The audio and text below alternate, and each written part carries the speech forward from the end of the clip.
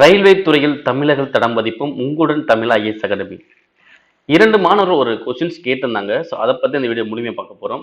இப்ப ரயில்வே தேர்வுல நம்ம அப்ளை பண்ணியிருக்கோம். எந்தெந்த காரணங்களுக்காக இந்த அப்ளிகேஷன் வந்து ரிஜெக்ட் ஆகுது?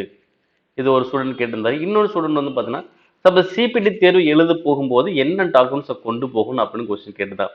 இப்போ இந்த 2க்கான விளக்கம் தான் இந்த வீடியோ கொடுக்க போறோம்.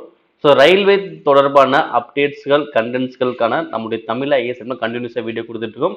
ஸோ ரயில்வே தேர்வுக்கு நீ தயாராகிட்டீங்கன்னா கண்டிப்பாக நீங்கள் ஒரு நல்ல சேனல் இந்த வீடியோ பார்த்துக்கிட்டீங்கன்னு அர்த்தம். ஸோ நம்மளுடைய சேனல் சப்ஸ்கிரைப் பண்ணாமல் வீடியோ பார்த்தீங்கன்னா கண்டிப்பாக சப்ஸ்கிரைப் பண்ணுங்க, கூட பெல்ஸ் மீன் கிளிக் பண்ணி வச்சுக்கோங்க. இப்போ எந்தெந்த காரணங்களுக்காக அப்ளிகேஷன் ரிஜெக்ட் ஆகுது பார்க்கலாமா? இப்போ அப்ளிகேஷன்ஸ் எந்த காரணம் ரிஜெக்ட் ஆகுது பார்த்தீங்கன்னா, ஃபர்ஸ்ட் அவங்க சொல்லக்கூடிய ஒரு விஷயம் வந்து பார்த்தீங்கன்னா, மல்டிபிள் அப்ளிகேஷன். ஓகேவா? அதாவது ஒரு ஜோன்ல தான் நம்ம அப்ளை பண்ணோம். அவங்க என்ன பண்ணாங்க, 2, 3 ஜோன்ல அப்ளை பண்ணிட்டாங்க அப்படின்னா அது என்ன ஆகும், ரிஜெக்ட் ஆக வாய்ப்புகள் இருக்கு. ஓகேவா? ஸோ நீங்க ஒரு ஜோன்ல தான் நீங்க கரெக்டா பார்த்து அப்ளை பண்ணணும். ஓகே, ஒவ்வொரு ஜோன்ல போய் நம்ம தனித்தனியாக அப்ளை பண்ணக்கூடாது. ஓகேங்களா? இந்த மாதிரி வர்றது கண்டிப்பா உங்களுக்கு கண்டிப்பா என்ன ஆகும், உங்களை டிபாரும் பண்ணிடுவாங்க. நீங்க என்ன உங்க அப்ளிகேஷன் ரிஜெக்டும் ஆகிடும். ஓகேங்களா? ஸோ அடுத்து வந்து பார்த்தீங்கன்னா இன்வேலிட் ஃபோட்டோ. இது ரொம்ப முக்கியம். ஃபோட்டோங்கிறது கரெக்டாக இருக்கணும். அவங்க என்ன இதுல சொல்லிக்காங்களோ ஸ்பெசிஃபிகேஷன் அதில் தான் நீங்க கரெக்டாக அந்த ஃபோட்டோ அப்லோட் பண்ணியிருக்கணும். இப்போ வந்து புவர் ரெசல்யூஷனாக இருக்கும், சிலது வந்து பார்த்தீங்கன்னா ஃபுல் பாடி வியூவாக இருக்கும், இல்லை ஒன்லி சைடு வியூவாக இருக்கும், இல்லைனா ஃபேஷியல் ஃபீச்சர்ஸ் வந்து கரெக்டாக இல்லாமல் இருக்கும், இல்லைனா ஃபோட்டோ காப்பி வந்து கரெக்டாக இல்லாமல் இருக்கும். அதே மாதிரி குரூப் ஃபோட்டோ இருப்பாங்க, இல்லை டைட்டில் இன்வெர்ட் இமேஜ் இது மாதிரி ஏதாவது இருந்துச்சு அப்படின்னா அது இன்வேலிட் ஃபோட்டோ அப்படின்னு சொல்லிட்டு ரிஜெக்ட் பண்ணிடுவாங்க. ஓகேங்களா? அவங்க அந்த ஃபோட்டோக்கு என்ன ஸ்பெசிஃபிகேஷன் கொடுத்தாங்களோ அதன்படி நீங்கள் கரெக்டாக ஃபோட்டோ அப்லோட் பண்ணணும். இது ரொம்ப ரொம்ப முக்கியம். ஓகேங்களா? இப்போ ஜோன் அதிகமாக மல்டிபிள் அப்ளிகேஷன் பண்ணுறோம். ஸோ அதனால ரிஜெக்ட் ஆகுது ஒன்று. இன்னொன்று, ஃபோட்டோ நம்ம கரெக்டாக அப்லோட் பண்ணாலும் மிஸ்டேக் வர வாய்ப்புகள் இருக்குது ரிஜெக்ட் ஆக. அதுக்கப்புறம் பார்த்தீங்கன்னா சிக்னேச்சர். ஸோ இதுவுமே பார்த்தீங்கன்னா ஸோ அவங்க சொன்ன ஸ்பெசிஃபிகேஷன் படி கரெக்டாக நீங்கள் அப்லோட் பண்ணணும். ஓகேங்களா? இங்கே வந்து பார்த்தீங்கன்னா சிலது வந்து பார்த்தீங்கன்னா பிளாக் கேபிட்டல் லெட்டர்ஸ், அது மாதிரி running hand writing, poor resolution, incomplete image, so இந்த மாதிரி விஷயங்களுக்காகவும் இங்கே இன்வேலிட் சிக்னேச்சர் கொடுப்போம் அப்படின்னு சொல்லியிருக்காங்க. ஓகேங்களா? அடுத்து கேண்டிடேட்ஸ் நேம். ஓகே தான் உங்களுடைய விண்ணப்பதாரர் வந்து பார்த்தீங்கன்னா இதுக்கு முன்னாடி ஏதாவது ஒரு ஆர்ஆர்பி இல்லை ஆர்ஆர்சி ஏதாவது உள்ள டிபார் ஆயிருந்தார் அப்படின்னா ஸோ அவங்க அவங்களோட அப்ளிகேஷன் ரிஜெக்ட் ஆகிரும் அப்படின்னு சொல்லியிருக்காங்க. அடுத்து இது இல்லாமல் ஏதாவது ஒரு கண்டென்ட் வந்து பார்த்தீங்கன்னா ஒரு டீட்டெயில்ஸ் வந்து மிஸ்மேட்ச் ஆகும், irregularity இருந்துச்சுனாலும் என்னாகும், ரிஜெக்ட் ஆகும் அப்படின்னு சொல்லிட்டு 5 காரணங்களை தான் அவங்க சொல்லியிருக்காங்க. இது ஒவ்வொரு நோட்டிஃபிகேஷனும் இந்த காரணங்கள் தான் சொல்லியிருக்காங்க. ரிஜெக்ட் பண்ணுறதுக்கான மெயின் காரணம் இதுதான். இப்போ சப்போஸ் உங்களுக்கு ரிஜெக்ட் பண்ணிட்டாங்க, ஓகேனா இப்போ 2 முறையில் வந்து பார்த்தீங்கன்னா அக்செப்ட் பண்ணாங்க. ஒன்று ப்ரொவிஷனல் அக்செப்ட், இன்னொன்று கண்டிஷனல் அக்செப்ட். இந்த ரெண்டுமே இல்லாமல் ரிஜெக்ட் வந்துட்டாங்க அப்படின்னா அவங்க என்ன பண்ண தேர்வை எழுத முடியாது. கரெக்டுங்களா? இப்போ ப்ரொவிஷனலாலும் சரி கண்டிஷனல் சரி ரெண்டுமே என்ன பண்ணலாம், அக்செப்ட்னாலே என்ன பண்ணலாம் தேர்வு எழுதலாம். ஆனால் ரிஜெக்ட் நம்ம தேர்வு எழுத முடியாது. ஒன்று. அதே மாதிரி நீங்கள் ஃபீஸ் கட்டியிருந்தாலும் உங்களுக்கு என்ன ஆகாது, ஃபீஸ் அந்த அமௌண்ட் வந்து ரீஃபண்ட் உங்களுக்கு ஆகாது. ஓகே, ரிஜெக்ட் ஆகிட்டீங்க அப்படின்னா உங்களுக்கு என்ன ஆகாது, ஃபீஸும் ரிட்டர்ன் வராது. அதே மாதிரி எதுக்காக ரிஜெக்ட் பண்ணிட்டு சொல்லிட்டு உங்களுக்கு என்ன பண்ணுவாங்க, மெசேஜ் அல்லது மெயில் மூலம் மட்டும் தான் தெரிவிப்பாங்க. உங்களுக்கு எந்த ஒரு போஸ்ட்லையும் எதுவுமே அனுப்ப மாட்டாங்க. ஓகேங்களா? ஸோ அதனால ஒரு தேர்வுக்கு நம்ம அப்ளை பண்ண போறோம் அப்படின்னா ஸோ நம்மகிட்ட அனைத்து டாக்குமெண்ட்டும் கரெக்டாக இருக்கணும். அது ஃபோட்டோ சைன் அனைத்துமே நம்ம கரெக்டாக வச்சு தான் அப்ளை பண்ணணும். ஏன்னா அங்கே போய் நம்ம மிஸ்டேக் பண்ணிட்டு ஸோ அதுக்கப்புறம் போய் நம்ம மாற்ற நினைச்சா முடியாது. ஓகேங்களா? ஸோ அதனால் கரெக்டாக அப்ளை பண்ணினா மேக்ஸிமம் ரிஜெக்ட் ஆக வாய்ப்புகள் இருக்காது. ஓகேவா? ஸோ இந்த 5 காரணம் பார்த்தீங்கன்னா நம்ம ஓரளவுக்கு என்ன பண்ணலாம், ரெக்டிஃபை பண்ண ஒரு ப்ராப்ளம் தான். ஸோ ஜோன் ஓகே, ஒரு அப்ளிகேஷன் போடலாம், ஃபோட்டோ கரெக்டாக அந்த ஸ்பெசிஃபிகேஷன் படி அப்லோட் பண்ணலாம், சிக்னேச்சர் அதே மாதிரி கரெக்டாக அப்ளை பண்ணலாம். நம்ம மேக்ஸிமம் நிறைய பேர் டிபார் ஆயிருக்க மாட்டோம். ஓகேவா? ஸோ அதனால பிரச்சனையே இல்லை. ஸோ டீட்டெயில்ஸும் கரெக்டாக கொடுத்தாலும் அது நம்மளுக்கு ப்ராப்ளம் வராது. ஓகே, இப்போ ரீசனிங்லாம் பார்த்தீங்கன்னா ஸோ ரிஜெக்ட் ரீசன் நமக்கு என்ன ஓரளவு ரெக்டிஃபை பண்ண மாதிரி தான் இருக்கும். ஆனால் ஒரு தடவை ரிஜெக்ட் பண்ணிட்டாங்க அப்படின்னா ஒரு தேர்வுக்கு ஸோ அப்போ அந்த தேர்வு திரும்பி என்ன பண்ணுறது, அதை சரி பண்ணி அந்த தேர்வை எழுத முடியாது. ஓகேவா? ரிஜெக்ட் பண்ணாலும் அந்த அப்ளிகேஷன் முடிஞ்சு. நீங்கள் வேணுமா இன்னொரு தேர்வு அப்ளை பண்ணிங்கன்னா அது உங்களுக்கு கரெக்டாக அக்செப்ட் ஆகிடுச்சா நீங்கள் தேர்வு எழுதலாம். ஓகேங்களா? அதுவும் சொல்லிக்கலாம். இப்போ ரிஜெக்ட் ஆயிடுச்சு அப்படின்னா ஸோ அதை நம்ம மாடிஃபை பண்ணி நம்ம தேர்வு எழுத முடியாது. ஓகேங்களா? இதுதான் ரிஜெக்ட்டுக்கான காரணங்கள். ரிஜெக்ட் ஆகிட்டா என்னென்ன நடக்க போகுதுன்னு சொல்லியிருக்காங்க. அடுத்து வந்து பார்த்தீங்கன்னா நம்ம செகண்ட் ஒரு ஸ்டூடெண்ட் என்ன கேட்டாங்கன்னா தேர்வுக்கு போகும்போது சிபிடி தேர்வுக்கு போகும்போது என்ன கொண்டு போகணும் அப்படின்னு சொல்லிட்டு. ஓகேங்களா? ஸோ இப்போ இ கால் லெட்டர்னு சொல்லுவாங்க. ஓகேவா? இந்த இ கால் லெட்டர் போது பார்த்தீங்கன்னா நம்மளுக்கு ஒரு தேர்வு நமக்கு என்னைக்கு நடக்குதோ அதுக்கு 4 டேஸ் முன்னாடி நம்மளுக்கு கிடைக்கும். நமக்கு வந்து ஒரு 10 நாளுக்கு முன்னாடி வந்து பார்த்தீங்கன்னா சிட்டி டேட் நமக்கு தெரிஞ்சிடும். எக்ஸாக்ட் சிட்டியும் டேட்டும் நமக்கு தெரிஞ்சிடும். இப்போ வந்து ஏஎல்பி தேர்வு நவம்பர் 25 நடக்க போகுதுங்களா?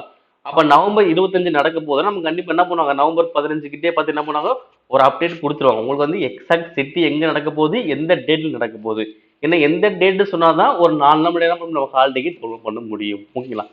ஸோ அதே மாதிரி பார்த்தீங்கன்னா இந்த ஹால் டிக்கெட் மெயினாக நம்ம கொண்டு போய் தான் வரும். ஓகே, பிரிண்ட் அவுட் எடுத்து கண்டிப்பாக கொண்டு போக போகிறோம்.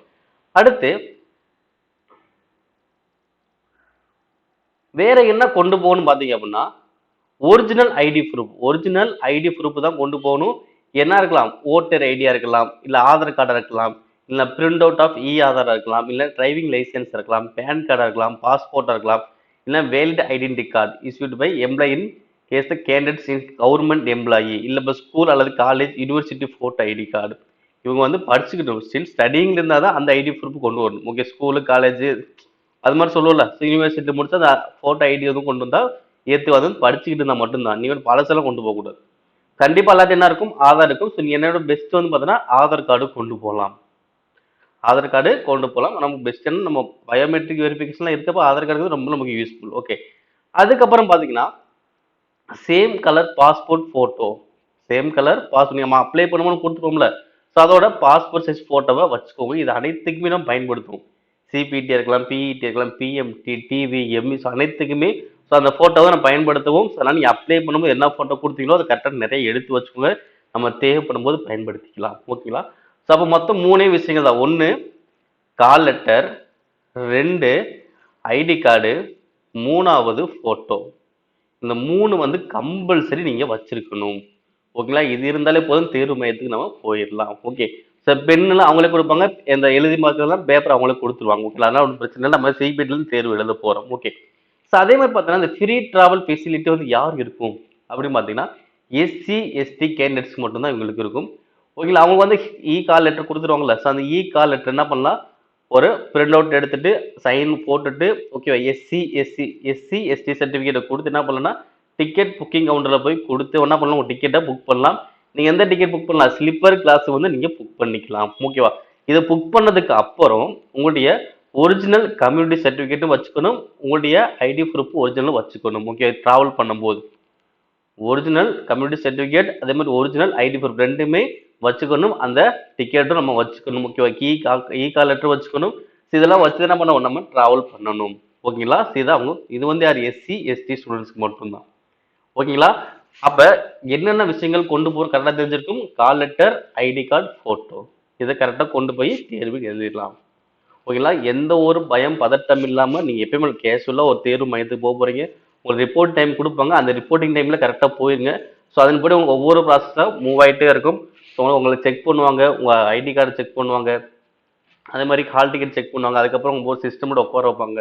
ஸோ அதுக்கப்புறம் சிஸ்டம் உட்காந்து டைம் ஆனயத்தில் என்னது முடிகிற வரைக்கும் கண்டிப்பாக தேர்வு எழுதுவீங்க. முடிஞ்சதுக்கப்புறம் அவங்க சொன்னதுக்கப்புறம் வெளியே வந்துக்கலாம். ஓகேங்களா? அவ்வளோதான். ஸோ அப்போ இந்த ரயில்வே தேர்வு வந்து பார்த்தீங்கன்னா ஒரு நவம்பர் 25 ஸ்டார்ட் ஆக போகுது. ஸோ ஏஎல்பி தேர்வுக்கு தயாரிக்கக்கூடிய மாணவர்கள் இன்னும் உங்களுடைய ப்ரிப்பரேஷன் இன்னும் அதிகப்படுத்துகிற ஒரு 10 நாள் தான் இருக்குது. ஓகேங்களா? ஸோ ஆனால் அதிகப்படுத்துங்க, நல்லா ப்ரிப்பரேஷன் பண்ணுங்கள், ப்ராக்டிஸ் பண்ணுங்கள், ரிவிஷன் பண்ணுங்கள். ரொம்ப முக்கியமான விஷயம் அனைத்துமே கரெக்டாக பண்ணிகிட்டே வாங்க.